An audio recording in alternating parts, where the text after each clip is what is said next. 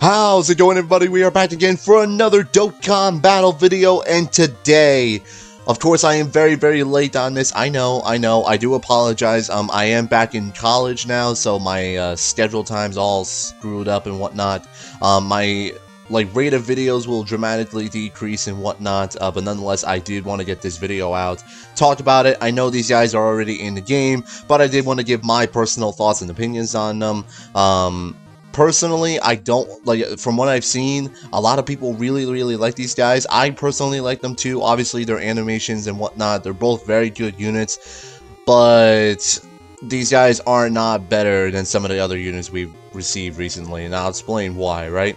So, without further ado, let's talk about it! Alright, so let's talk about this guy first, since he's like the main prize.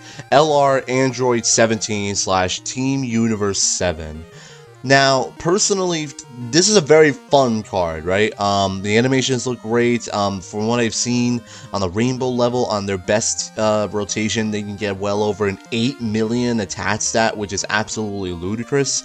But there's a couple of nitpicks I wanted to address, right? Number one, well, their leader skill is obviously very good. Represent Universe 7, 4 key, 150% across the board. That is a very good leader skill. So I will give them that. Also, they have a really cool ability where post their 18 key super attack, they raise ally defense by 30%. For the remainder of the one turn, right? So if you put this guy in slot 1 and he does an 18 key super attack, that's an extra 30% defense for the rest of the rotation, which is nuts, right? But now let's scroll down to his passive skill. Attack and defense 70%, fine. But plus an additional 70% attack and defense when there are 5 or more Reps Universe 7 category allies on the team. That is not good. That is, like, kinda good, but if you scroll down, he has 3 categories. Just 3. Universal Survival Saga, Reps in Universe 7, and Joint Forces. Joint Forces doesn't have enough units yet to really pull this off, as far as I'm aware. I mean, I could quickly check right here. You need 5 or more Reps in Universe 7 category allies, so let me double check right here. While everything... Is Dokkan Wiki down? It might be. I don't know. Well, if it loads, it loads. But in the meantime, let's quickly talk about it. They're on 3 categories. Joint Forces is still a botched category, so we don't really talk about that. Universal Survival Saga and Reps of Universe 7 are the only other 2 categories, and realistically, if you're trying to run this guy, you're mainly going to be running a full Reps of Universe 7 Universal Survival Saga team. So you're basically limited to only 1 team with this guy, which really sucks. For a number of different reasons. Like, obviously, I know, like, it makes more sense to not put them, like, on any other categories, but it also kind of sucks that you only can run them on 1 team, basically. And the worst part is, you're not going to be running this guy in Super Battle Road, for example, because, you know, there's only, like, a couple of Reps Universe 7 that are super int, and that's about it. Like, unfortunately, like I've been saying, he's only good on Reps of Universe 7. Outside of that, not really, no. And then let's continue, right? Plus an additional 70% attack when key is 22 or more. So if you don't have 22 or more key, you're losing a lot of attack. A lot. I think I saw a 55% showcase where if you have 22 or more key, he does like 5 million plus or something like that, which is ludicrous, right? But if you don't have 22 or more key and you only get the regular 18 key off, he drops down to like a 2.5 million or something like that. It's a dramatic difference. And then let's continue on, right? 2 key per addition per Rainbow Key Spear, plus a chance of performing a critical hit. That part's fine. Obviously, Rainbow Key Spears, extra key, plus an extra critical hit chance, great. The main problem is this. The additional 70% attack and defense from Reps of Universe 7 allies on the team. You're basically only limiting him to 1 team. Now granted, if you run him correctly on the team, he will put up big numbers, right? Rainbow Showcase videos I've seen, he was hitting well over 7-8 million consistently, right? But here's also another issue. If you do not run this guy with the physical Android 17 from the Universal Survivor Saga, it's going to be hard because Android Assault, Infinite Energy, Solid Support, they're not very good links that nobody else has but the physical Android 17 unit. Shocking Speed, only a couple other units have. Tournament Power, that's fine. Fierce Battle, Legendary Power, of course. But yeah, if you're not running physical Android 17 with this guy, you're going to have a hard time really utilizing his full potential. But like, of course, when you run him fully, like on like the correct team, the correct build and whatnot, obviously this guy's consistent, but you can only run him on one team. So personally, I do not rank this guy higher than like SCR Super Vegito, LR Turles, LR Jiren, physical Boo tanks and whatnot. I don't rank him higher. Oh hell, I don't even know if I want to rank him higher than the LR Blue Bros, for example. Definitely not better than LR UI Goku or anything like that. Like, they're a very good and fun unit, but the problem is that you can only run them consistently on just one team, and that's really it. And like, it definitely stinks, unfortunately. I wish they kind of, like, it obviously made sense in terms of the unit, but nonetheless, it's still really, really bad in terms of the gameplay you're gonna get out of this guy. Like, you'll run him on Reps of Universe 7, like, Super Battle Road. You run Legendary Goku event, all the other events. But that's, you know, obviously that's really about it as far as this guy goes. Still a very good and fun unit. Glad to see they're respecting Android 17, and obviously this legendary moment from Universal Survival Saga. Obviously probably one of my favorite moments in the entire saga, but unfortunately they just really didn't build them correctly. They even also have an active skill as well. Can be activated when 5 or more Reps Universe 7 category allies on the team, and another 2 representatives of allies attacking in the same turn when facing only one enemy whose HP is 50% or less. That's a lot of restrictions. A lot.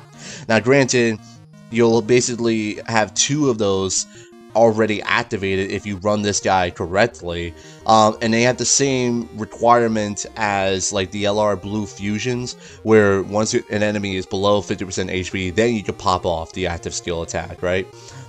Which is fine. It's cool. You know, it's not great. They also give allies 7 key, which is really, really cool, but you know, still stinks nonetheless. That's my personal opinion on this guy. Like I said, he's very good when you run him correctly, but that's only on one team. Otherwise, I do not rank him. I don't know if I want to rank him in the top 10, to be perfectly honest. I'll have to wait and see. And then let's also now talk about Golden Frieza and Android 17. They're a little weird. They're very good as well, but like I said, the lack of categories. Reps Universal Survivor Saga, fine. Reps Universe 7, fine. Join Forces, still a meh category. And what is this? They're extreme physical. Sheesh, that's a little rough as well. And like, dude, they're links. They're links. Solid Support, Brainiacs, tough as nails. Like, solid support. Like, again, if you're not running the physical Android 17 with this guy, like, you're not going to be able to really run him correctly with like anybody else per se. So it's definitely going to sting. Join Forces, like I said, is still a botched category, and the Battle of Wits category, definitely not, considering that the category is only, it's the Vegito category, basically, so, you know, why bother? So, let's quickly talk about it. 70% attack and defense, fine. Great chance, which is how much? 70% chance to launch up to 2 additional attacks, plus an additional 7% attack and defense up to 70% and up to 7 key, which each attack performed. That's cool. Reduces damage and received and raises chance of performing a critical hit by 7% with each attack performed within the same turn.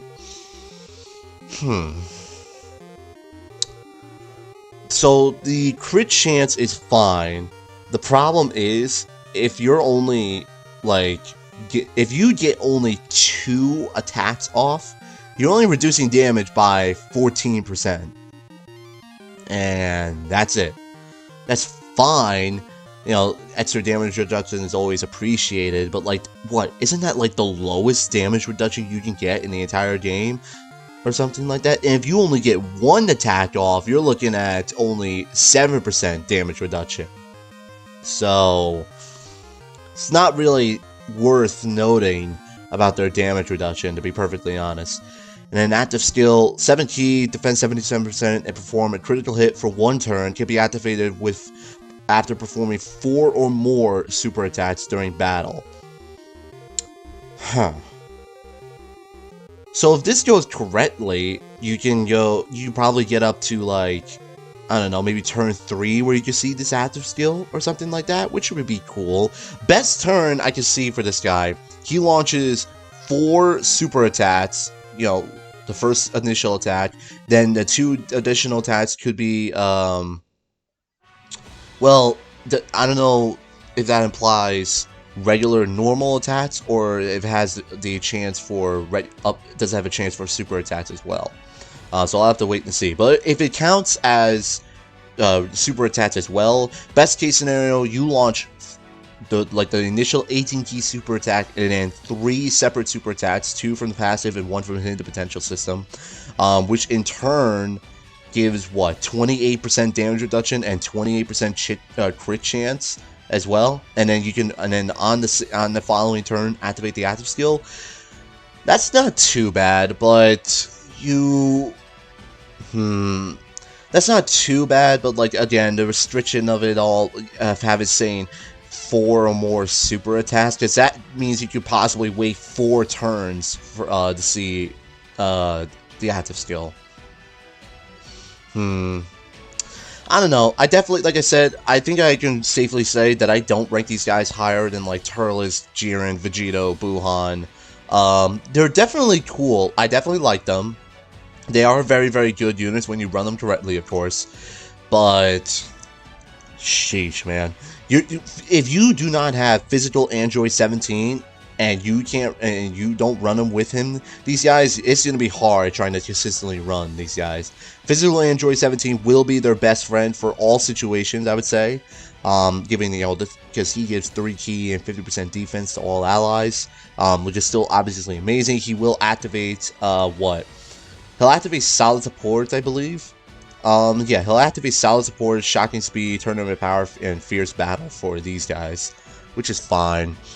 Yeah, they're cool, but they're not anything great, I would say. They're definitely not better than some of the recent LRs. I think from what I saw from the initial, reaction on the first night when we saw the data download, when we had the same thing happen last year, where we saw LR int Goku Black break 8, 10, 12 million attack stats from the initial data download reaction. Everybody, the entire community thought that LR Rose was better than the Blue Fusions. Everybody was better than them. But after a week or so or something like that, then once the hype calmed down, that's when we started seeing all the problems, right? This is no exception. We saw the 8 million attack stats, we saw how broken they are, but taking a closer look at the unit, there are a lot of issues. Like I said, I'm not trying to take away from the hype or anything like that, but yikes. I mean, let me take a quick look here. Alright, I want to quickly bring this up. Where do I go here? I made a post. I like to post. Somebody quickly said this, right? Where is it? Right here. Obviously, this guy right here, Mondo. Dokkan tubers are going to tell you this guy is one of the best units in the game. On paper, he could be. However, if you include the banner, which is not that great, teams only limited to 1, leader skill is fine, link set not that great, flexibility not that great. As a free-to-play player, this guy will not be more useful to you than LR Buhan. Yeah, see, this is what I wanted to point out. This is 100% correct. Outside of the leader skill, which obviously the leader skill is great, I would say probably one of the best leader skills that a summonable LR could have. Let me quickly check here. Universal Survival Saga and Joint Forces category 3 key, 150%. Not bad at all. We definitely accept those. Anytime a summonable LR has 150% leader skill, it's definitely great. But he does make a good point. He makes an absolutely fantastic point. The banner, it's not that great. Granted, they do feature 2 LRs on it. And then the Super Rainbow tickets as well, which I might make a video about. They also are for the 3 individual banners. The teams, there is no teams. You're only running this guy on one team. The link set, you can basically only run physical Android 17 with him. Flexibility doesn't really have any flexibility. It's either you run physical Android 17 with this guy or you don't run him at all, basically. I agree with this guy. As a free-to-play player, this guy is not more useful to you than LR Buhan. That's 100% correct. Honestly, if you're a free-to-play player, if you really want these guys, by all means, go for it. Rock it. Summon for them. By all means, that's perfectly fine. But as a free-to-play player, I would, if I was a free-to-play player, I'm like a semi-free-to-play player, but I would still recommend you summon on the MUI Goku and Blue Evolution Vegeta banners, personally, I would say. Definitely cool, but definitely have their issues. That's really all I gotta say about them, unfortunately. So, I hope you guys enjoyed this video, and I will see you guys on the next one.